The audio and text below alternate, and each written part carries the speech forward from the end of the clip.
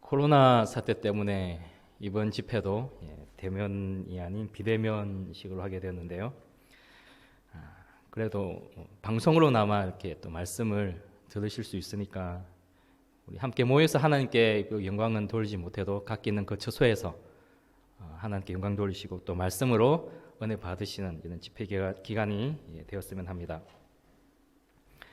이번 집회 주제가 열심을 내라 회개하라입니다.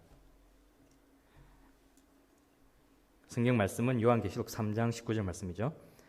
물론 내가 사랑하는 자를 책망하여 징계하노니 그러므로 내가 열심을 내라 회개하라.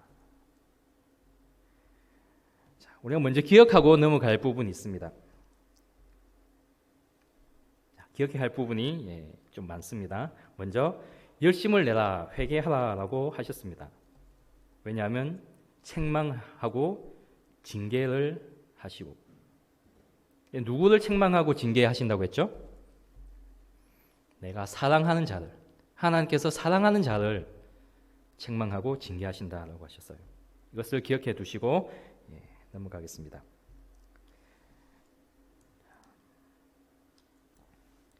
먼저 열심을 내고 회개를 해야 되는데, 열심과 회개, 단어의 개념과 뜻을 정확하게 알고 넘어가야 될 것 같아요.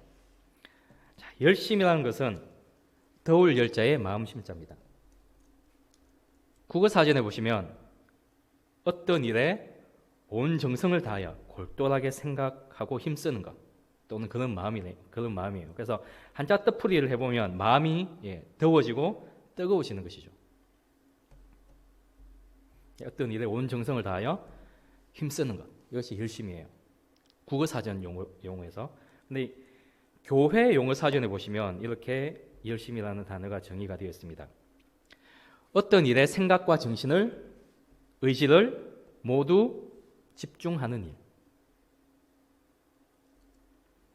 특히 성경에는 죄인을 구하시고 택한 백성을 보호하시며 죄악을 심판하시는 하나님의 의로우신 품성, 성품, 그리고 둘째로 하나님의 뜻을 온전히 받드신 예수님의 거룩한 열정, 그리고 세 번째로 하나님과 바른 관계를 맺고 하나님의 뜻을 쫓아 이 땅에 살아가는 성도의 삶의 자세를 강조하는 표현으로 쓰였다고 기록이 되었습니다.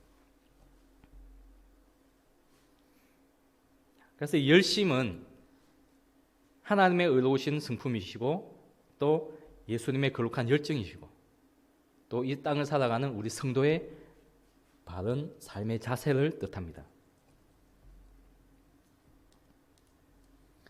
어떤 일에 생각과 정신과 의지를 모두 집중하는 것인데 사무엘하 21장 1절에 보시면요, 이런 말씀이 있습니다.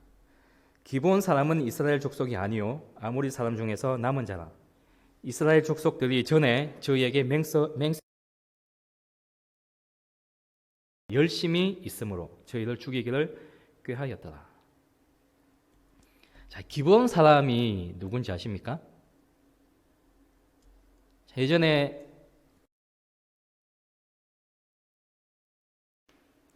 기브온 사람들이 이 이스라엘 자손 백성들과 동맹을 하러 왔죠.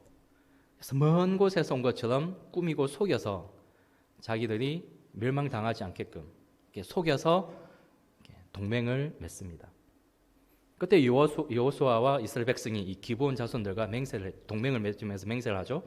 너희를 멸망치 않고 너희는 우리의 종처럼 이렇게 할 것이다. 그래서 하나님 이름으로 맹세를 한 거예요. 하나님 멸하지 않고 죽이지 않겠다라고. 하지만 사울은 이 이스라엘과 유다 족속을 위해서 열심히 있었어요. 열심.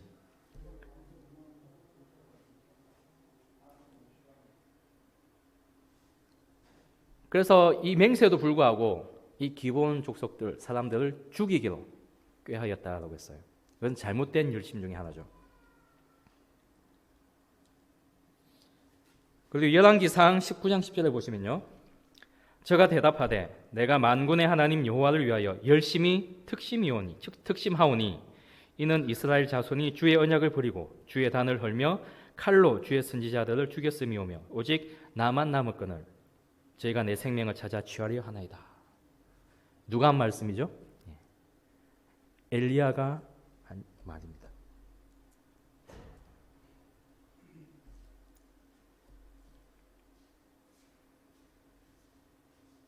엘리야가 내가 하나님을 위하여 열심히 특심이오니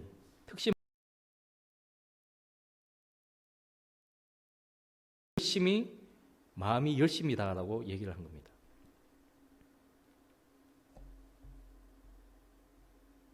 성경에 보시면 열심이라는 단어가 많이 나와요.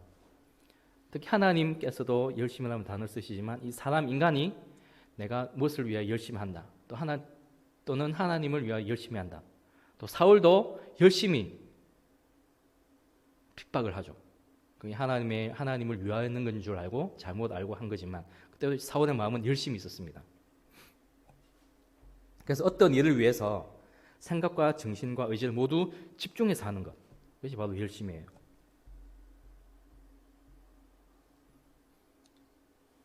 그리고 두 번째 뜻인 죄인을 구원하시고 택한 백성을 보호하시며 죄악을 심판하시는 하나님의 의로우신 성품인데요.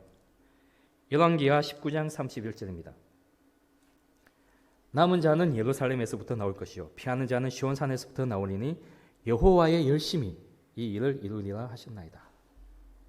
이 말씀은 히스기야 왕 때 아수르와의 전쟁에서 히스기야의 기도를 들으신 하나님의 구원의 약속입니다. 이 구원을 여호와의 열심히 구원을 이룰 것이다라고 하나님께서 직접 말씀하신 거죠.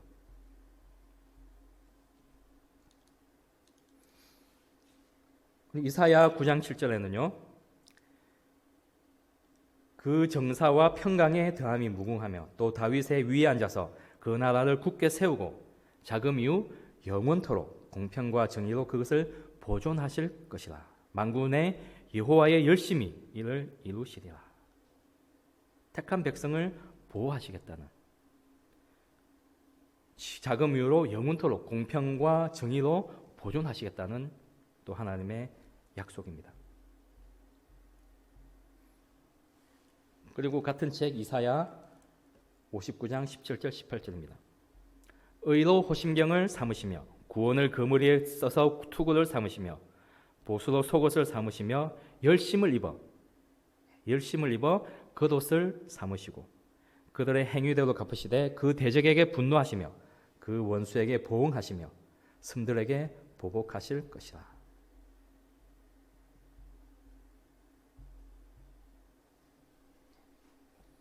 택한 백성을 보호하시고 죄악을 심판하시는 하나님의 또 의로우신 품성을 나타내고 있습니다. 그리고 이스라엘 백성들이 하나님을 떠나서 율법을 지키지 않았을 때에 그 죄를 심판하실 때 또 이런 말씀을 하세요. 에스겔 5장 13절. 이와 같이 내 노가 다한즉 그들에게 향한 분이 풀려서 내 마음이 시원하리라. 내 분이 그들에게 다한즉 나 여호와가 열심으로 말한 줄을 그들이 알리라. 그래서 이 열심이라는 것은 하나님의 의로우신 품성 중에 하나라는 거예요.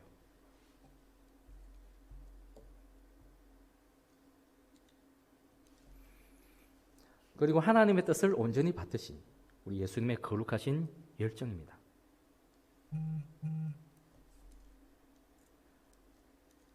제자들이 성경 말씀에 주의 전을 사모하는 열심이 나를 삼키리라 한 것을 기억하더라. 주의 전을 사모하는 열심.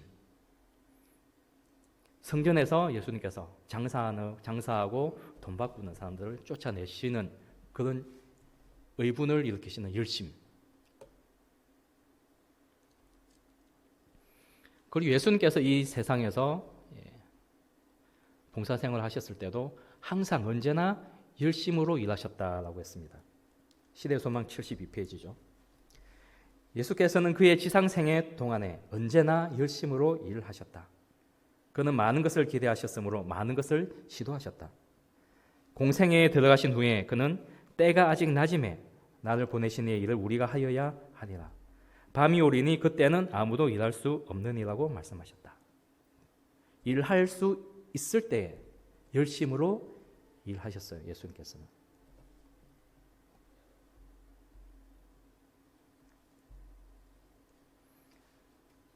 그리고 하나님과 바른 관계를 맺고 하나님의 뜻을 쫓아 이 땅에 살아가는 성도의 삶의 자세, 그것은 우리에게 해당하는 부분이죠.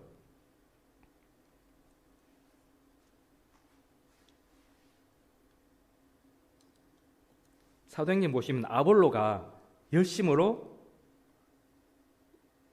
예수에 관한 것을 자세히 말하며 가르쳤다라고 되어 있어요. 열심으로.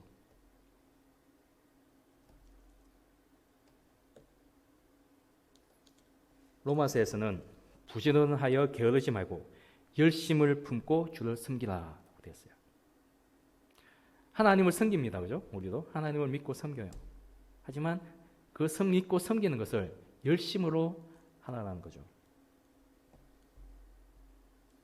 게으르지 말라라고 했습니다. 게으른 사람은 어떻게 될까요? 뒤에 나옵니다. 뒤에 게으른 사람이 어떻게 되는지 한번 보시기 바랍니다. 그리고 무엇보다도 열심으로 무엇을 하라고 했습니까? 서로 사랑할지니 사랑은 허다한 죄를 덮느니라. 우리가 이 땅에 살면서 정말 서로 사랑해야 됩니다. 예수님께서 남기신 말씀도 내가 너희를 사랑한 것 같이 너희도 서로 사랑하라고 하셨죠. 근데 그냥 사랑하는 것이 아니고 열심으로 서로 사랑해야 돼요. 그리고 예수님께서도 우리 집회 총 기억지 말씀이죠. 열심을 내라 회개하라.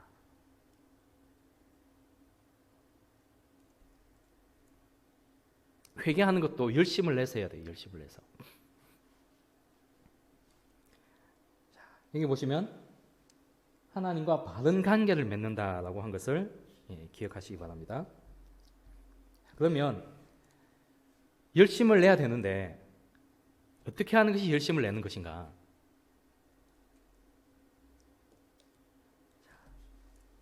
누가복음 10장 27절 말씀이죠. 어떻게 해야 된다고요? 마음을 다하며 목숨을 다하며 힘을 다하며 뜻을 다하여 주 너희 하나님을 사랑하고 또한 내 이웃을 내 몸과 같이 사랑하라.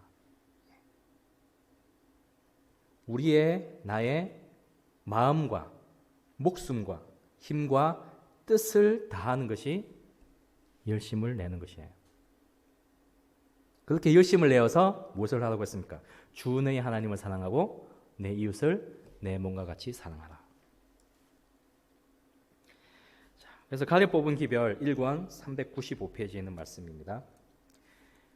우리들은 천국에 지망하기 위하여 내 마음을 다하며 목숨을 다하며 힘을 다하며 뜻을 다하여 주 너희 하나님을 사랑하고 또한 내 이웃을 내 몸과 같이 사랑하라는 율법의 요구에 응해야만 한다. 우리들은 믿음으로 그리스도의 의를 붙잡을 때에만 이 일을 할 수 있다. 우리가 어떻게 열심을 낼 수 있다고 했습니까? 믿음으로 그리스도의 의를 붙잡을 때에 열심을 낼 수 있다는 거죠. 믿음으로 그리스도의 의를 붙잡는 것, 이것이 또 믿음으로 말미암는 의입니다. 우리는 하나님을 믿습니다. 그죠? 사랑합니다. 그렇게 공언하고 있습니다.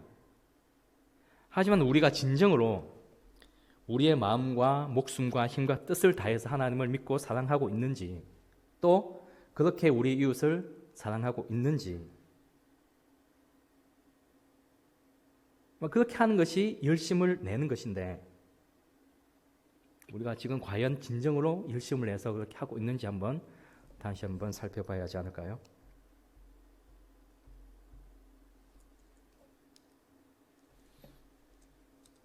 그리고 어떻게 하는 것이 열심을 내는 것인가? 믿음과 행함 48페이지에 있는 말씀입니다. 우리는 믿음의 선한 싸움을 위해 우리가 할 수 있는 모든 일을 해야 한다. 우리는 좁은 문으로 들어가기 위해 씨름하고 애쓰고 노력하고 고민해야 한다. 진실한 일꾼은 그를 도와주는 신령한 능력을 갖게 될 것이다. 그러나 게으른 자는 하나님의 영의 도움을 받지 못할 것이다. 그러니까 게으른 자가 어떻게 된다고 했죠? 하나님의 영의 도움을 받지 못할 것이에요. 실험하고 애쓰고 노력하고 고민하는 것, 이것이 또한 열심을 내는 것입니다.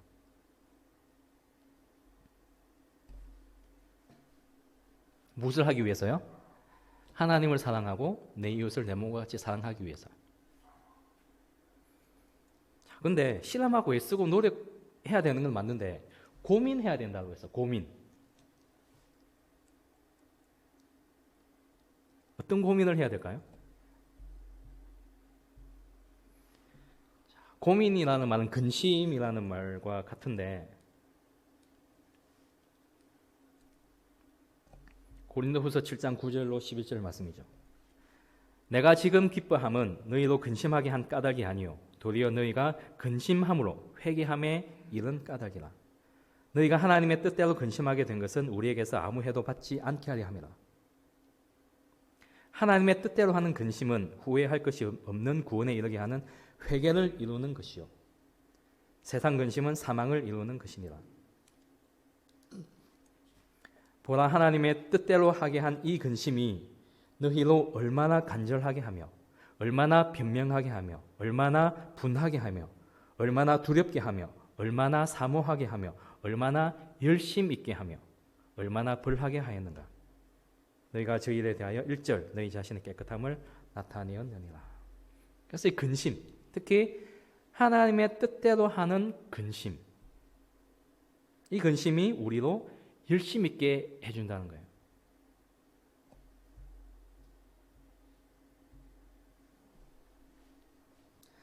그래서 하나님의 뜻대로 하는 근심이라는 말에는 우리 하나님과 우리 동료 인간들에게 어떤 잘못했음을 인식하고 고백하고 잘못을 바로잡으려는 그런 노력을 기울이고 동일한 실책을 잘못을 반복하지 않으려는 목적을 가지고 우리 이 생애의 방향을 전환하는 것을 포함합니다.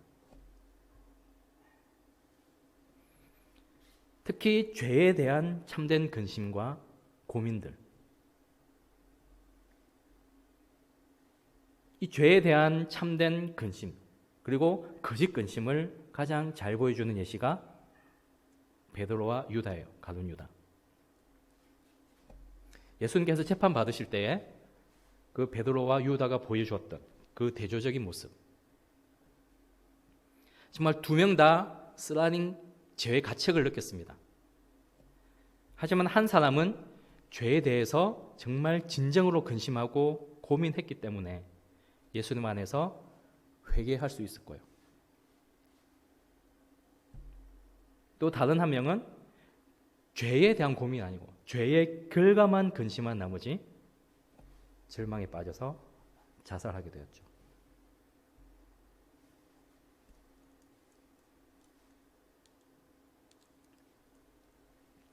우리는 열렬해지기 위해서, 회개하기 위해서 모든 더러운 것들로부터 우리의 손을 깨끗하게 하고 우리 마음을 청결하기 위해서 열정적으로 노력해야 한다.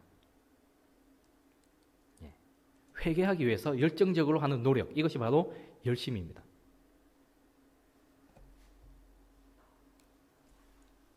그래서 열심을 낸다는 것은 우리 마음과 목숨과 힘과 뜻을 다 바치는 것이고요. 우리가 할 수 있는 모든 일을 다 하는 것이고요. 열정적으로 노력하는 것이고요. 실험하고 애쓰고 노력하고 고민하는 것. 이것이 열심을 내는 것입니다. 그래서 이런 열심을 내어서 회개하라라고 예수님께서 말씀하신 거예요.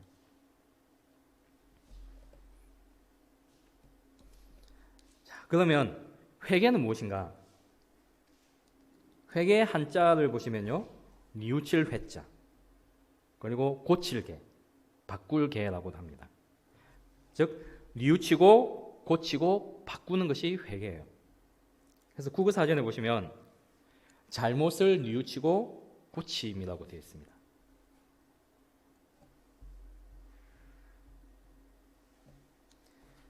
교회 용어 사전에 보시면 회개는 죄를 포기하는 것으로서 거룩한 생활을 가능케 하는 성령의 역사를 수용하는 것이다. 따라서 참된 회개는 죄를 미워하는 마음의 변화와 죄에서 떠나는 생활의 변화가 포함되어 있어야 한다. 예수께서는 천국을 맞이하는 자의 선결 조건으로 회개를 가르치셨고 사도 바울과 베드로는 하나님께 대한 회개를 진정한 구원과 동격으로 언급했다. 한편 성경에는 옷을 찢는 회개가 아닌 마음을 찢는 회개를 강조하고 있다. 그리고 입술의 회개는 물론이요, 그 회개에 따르는 변화된 생활, 곧 회개에 합당한 열매를 맺으라고 강조한다 라고 되어 있어요.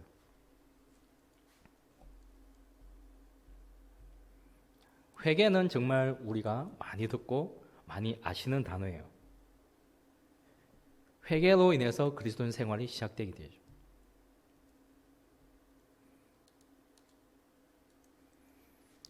리벤 헤럴드 1890년 4월 1일자 말씀을 먼저 읽고 넘어가겠습니다.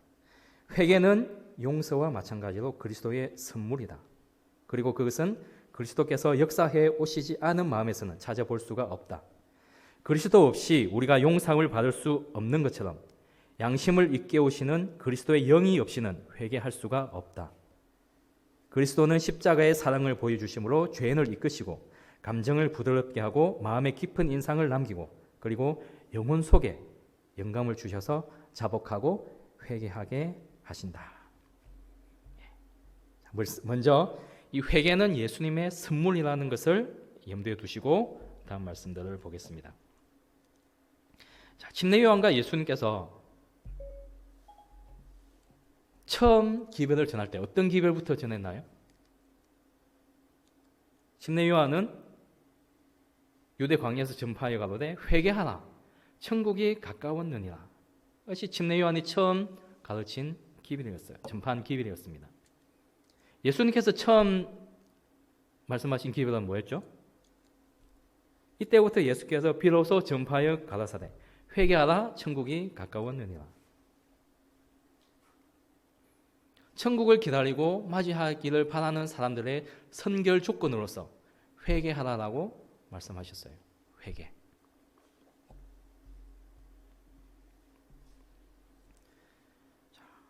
회개하라 천국이 가까웠느니라. 이것이 침례 요한과 예수님께서 처음 가르치신 말씀이었고 전하신 기별이었고요.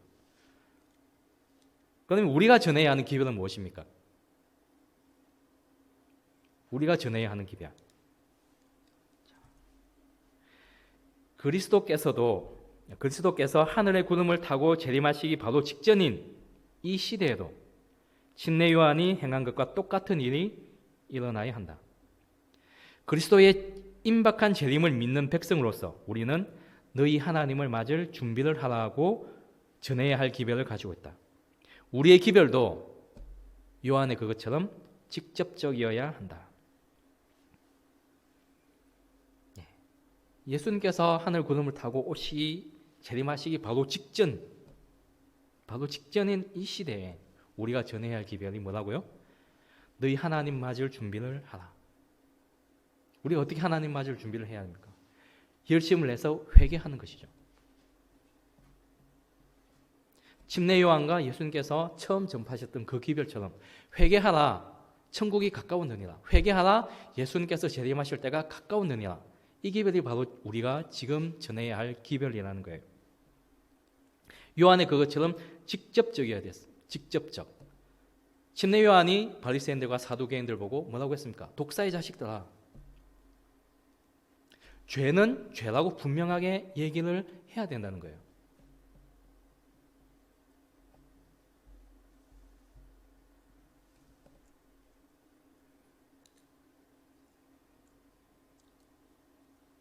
그리고 성경 말씀, 하나님 말씀에는 그냥 옷을 찢는 회개가 아닌 마음을 찢는 회개를 요구합니다.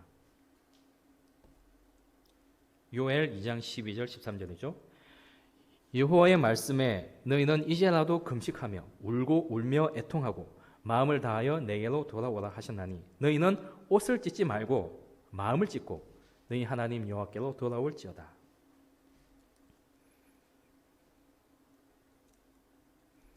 자, 이 당시 유대인들이 옷을 찢는 행위는 큰 슬픔의 표시였어요. 슬픔. 회개하는, 슬퍼하는 그런 감정의 표현이었습니다. 하지만 이 슬픔에 대한 진정한 내적 감정 없이도 외적으로는 그냥 옷을 찢는 행위로 외적으로는 그냥 나타낼 수가 있는 부분이었어요.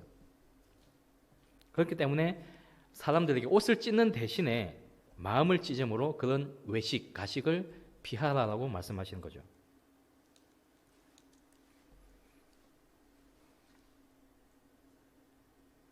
오늘날 그리스도인이라고 주장하는 사람들 중에도 옷을 찢을 위험 가운데 있는 사람들이 많이 있다. 그것은 마음이 부드러워지지도 않았고 하나님 앞에 굴복되지도 않았는데도 겉으로만 회개하는 척하는 회개의 쇼를 말하는 것이다. 이것이 바로 그토록 많은 사람들이 계속해서 그리스도인 생활에 실패하는 이유이다. 겉으로는 죄에 대한 슬픔을 나타내지만 그들의 회개는 회개할 것이 없는 회개가 아니다. 정말 그토록 많은 그리스도인 생활에 실패하는 이유가 하나님의 영을 통해서 우리 마음이 부드러워지지도 않았는데도 불구하고 우리의 의지가 하나님 앞에 굴복되지 않았는데도 불구하고 겉으로만 회개하는 척하는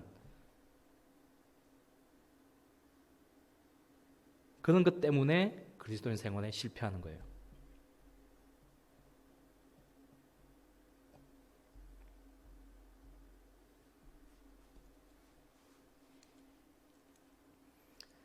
그리고 회개에 합당한 열매를 맺으라라고 합니다. 마태복음 3장 8절이죠. 회개에 합당한 열매. 하나님께서 이 회개에 합당한 열매를 요구하십니다. 왜냐하면 이는 열매가 없이는 우리의 신앙 고백, 우리의 공헌, 우리의 말, 우리의 가르침 이것이 아무 가치가 없기 때문이죠.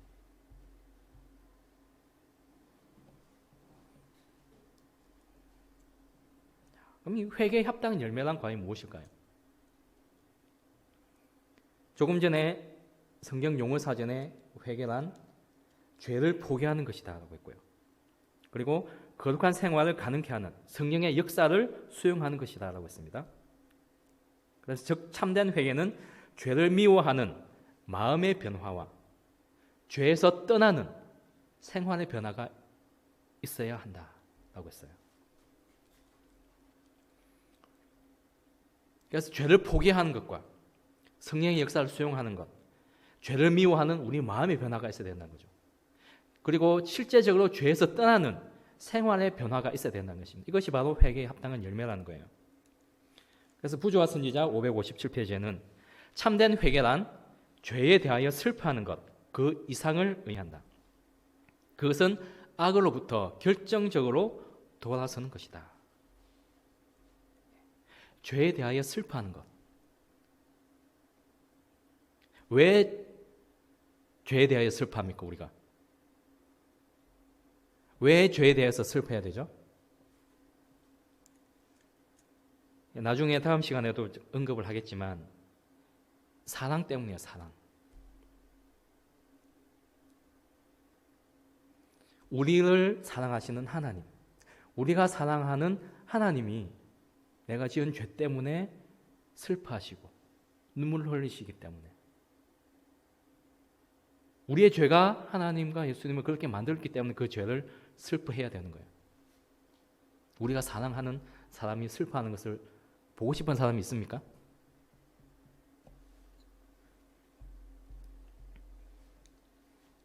나중에 다시 언급할 부분이기 때문에 넘어가겠습니다.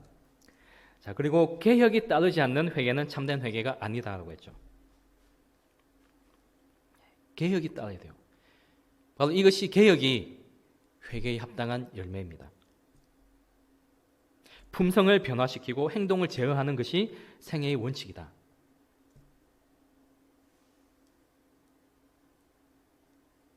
잘못을 하면 회개하고 난 뒤에는 처음 그 잘못을 개혁해야 되는 거예요. 개혁.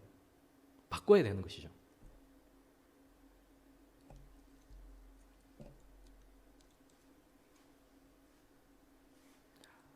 그리고 요한은 또 사람들에게 회개에 합당한 열매를 맺어라라고 말하였다.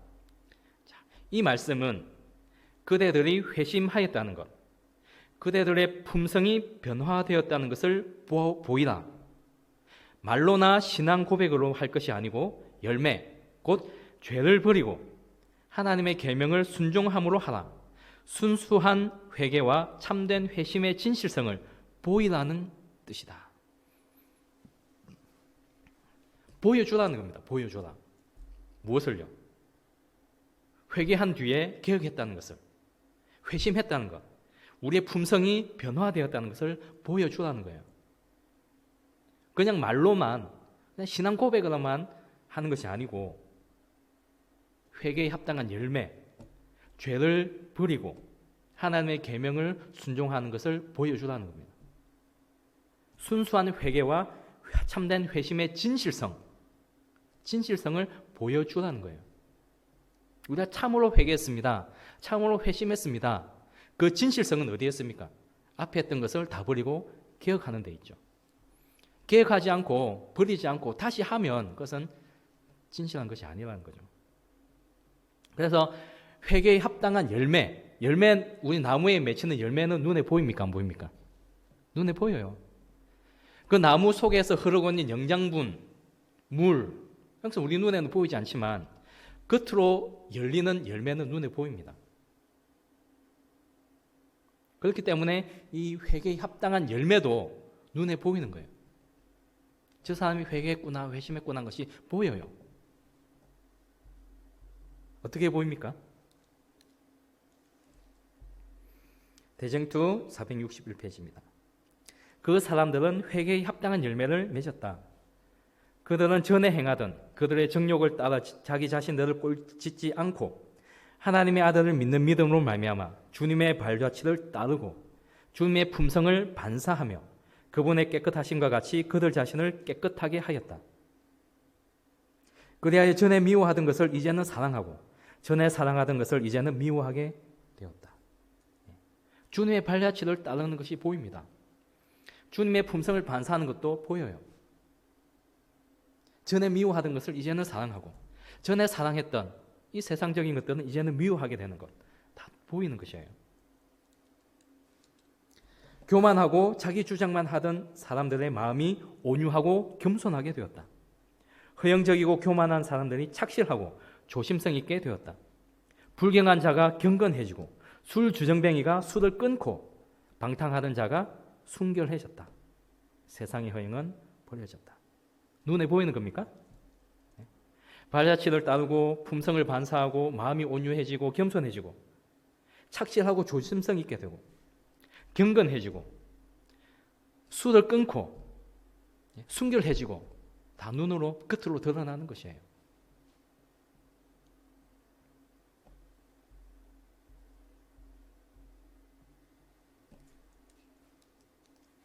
그리고 참된 회개의 가장 유력한 증거 가운데 하나는 하나님과 사람에 대한 사랑이다.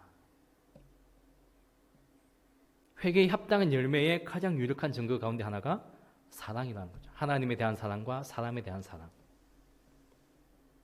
예수님을 구주로 받아들이는 자들은 귀중한 진리를 동일하게 가진 다른 사람들에 대하여도 거짓없는 깊은 사랑을 소유한다.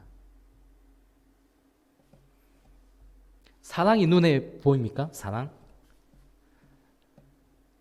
자체는 눈에 보이진 않아요. 사랑 자체는. 하지만 어떤 사람을 사랑하는 사람은 잘 알 수가 있어요. 눈에 보입니다. 저 사람이 다른 사람을 사랑하는구나. 우리가 어떻게 할 수 있을까요?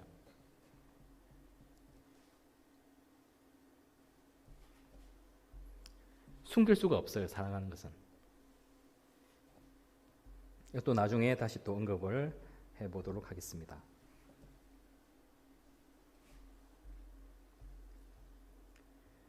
그래서 그래서 이 시간에는 우리 열심과 회개에 대해서 단어의 뜻과 그 성경상 성경 용어의 정리에 대해서 이렇게 하나씩 살펴보면서 보았는데요. 이제 이 시간 마지막으로 이제 정음보감 1권 253, 254페이지에 있는 참된 회개에 대해서 예언의 말씀을 읽고 마치도록 하겠습니다. 그리고 말씀 읽고 마치고 잠시 휴식한 뒤에 이어서 바로 계속하도록 하겠습니다. 정음보감 1권 253, 254페이지에 있는 말씀입니다. 참된 회개에 대한 말씀이에요. 참된 회개. 회개는 거의 모든 사람들이 깨닫지 못하는 과정이다. 세속적이고 죄를 사랑하는 마음을 변화시켜 그리스도의 말할 수 없는 사랑과 그분의 은혜의 매력과 하나님의 탁월하심을 깨닫게 하므로 영혼이 거룩한 사랑에 젖고 하늘의 신비에 사로잡히게 하는 것은 작은 일이 아니다. 죄인이 이러한 일들을 이해할 때 그의 이전 생애에는 가정하고 정오스럽게 보일 것이다. 그는 죄를 미워하고 하나님 앞에 그의 마음을 깨트리게 되며 그리스도를 영혼의 생명과 기쁨으로 받아들이게 된다. 그는 이전의 쾌락들을 버린다. 그는 새로운 마음, 새로운 애정, 새로운 관심, 새로운 뜻을 갖는다. 그의 슬픔, 소망, 사랑은 모두 새로운 것들이다. 육신의 정욕, 안목의 정욕, 이생의 자랑 등 지금까지 그리스도보다 더 좋아했던 것들은 이제 버려지고 그리스도께서 그의 생애의 매력이 되며 그의 기쁨의 극치가 된다. 한때는 매력 없던 하늘이 이제는 풍부하고 영광스럽게 보이며 그는 그것을 장래에 자신의 집으로 생각하게 된다. 그곳에서 그는 보혈로 그를 구속하신 그분을 보고 사랑하고 찬양하게 될 것이다. 괴로운 듯 보이던 성화의 사업이 이제는 그의 기쁨이 된다. 지루하고 흥미없던 하나님의 말씀은 이제 그의 연구 제목으로 선택되고 그의 충고자가 된다. 그것은 영원하신 분의 필체를 담은 하나님께서 그에게 보내신 편지로 여김을 받는다. 그의 생각, 그의 말, 그의 행위가 이 법칙에 대조되고 시험을 받는다.